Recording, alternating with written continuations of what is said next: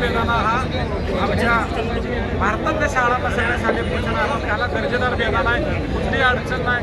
Food safety act प्रमाणे आमचा बेदाना दर्जेदार आहे. तुम्ही टेस्ट करा, आमचं महाराष्ट्रातला बेदाना दर्जेदार आहे. फूड सेफ्टी कोणाला द्या वशाला. त्याच्या पुढची मागणी आहे आणलेला बेदाना जप्त करावा. कदाचित आरोग्यास चीनचं बेदाना आणि अफगाणिस्तानचं बेदाना रंग दिलेला बेदाना असतो आणि रंग दिलेला बेदाना आमच्या भारतातल्या सर्वांना आरोग्य धोक्यात आणू नये. त्या बेदाण्याला बंदीच करावी. आमचा त्याच्या पुढचा मुद्दा आहे की जी द्राक्षात पैसे बुडवतील, शेतमालाचा अनेक भाजीपाल्यात पैसे बुडवतील, त्या व्यापाऱ्यांच्याकडे कायदा नसल्यामुळे मोकाट राहते. तर हा कायदा महाराष्ट्र शासनानं करावा आणि त्या मोठा कायद्याअंतर्गत त्याला करावी लवकरात लवकर. ही अनेक वर्ष आमची मागणी आहे, परंतु अजूनपर्यंत केला नाही. आता जो शासनानं कायदा करावा एवढा शेतकरी आला आहे, हा कायदा केल्यास पैसे शेतकऱ्याचा मोडणार नाही. त्याच्या पुढचा मुद्दा आमचा आहे की कोल्ड स्टोरेजमध्ये शेतकरी बेदाना ठेवतो आणि त्या बेदाण्याच्या भाडं त्याला 18% GST लावला जातो. तो GST माफ करावा, कारण शेतकऱ्याला एवढं पैसे भरणं शक्य नाही. आणि एक्सपोर्टसाठी जे शॅम्पल काढल्या जातात, त्या शॅम्पल रेसिड्यू फ्री करण्यासाठी शेतकऱ्यांकडून लादला जातो. आठवड्यानं शेतकरी पैसे भरतो 15-20 हजार रुपये एका शॅम्पलचा देत आहे आणि हा शेतकऱ्याला न भरवणार आहे. आम्ही तुम्हाला एवढं परकीय चलन 2000 कोटीचं द्राक्ष बागायला मिळवून देतो आणि सरकारलाही कोण शॅम्पल टेस्टिंगसाठी खर्च करायला अडचण नाही. ही सरकारनं करावं.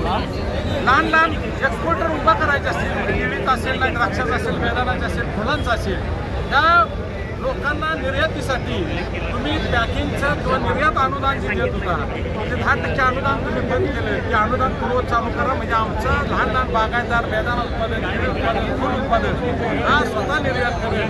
त्याला थोडासा आधार मिळेल किंवा मोठा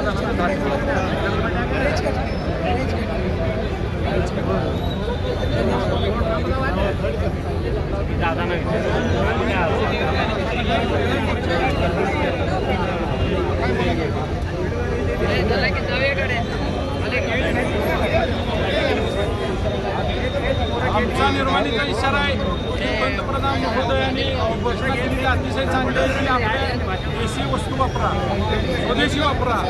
पंतप्रधानांनी एवढं गोष्ट आपल्याला आव्हान केलं. तर आपल्या ह्या व्यापाऱ्यांनी परदेशातला बेदाना आणून जर तर चुकीच्या मार्गाने कमी इन्व्हेस्ट केलं तर त्यांच्या मागं ईडीची चौकशी लावावी. तसं सगळं आम्ही पुरावा या निवेदनात.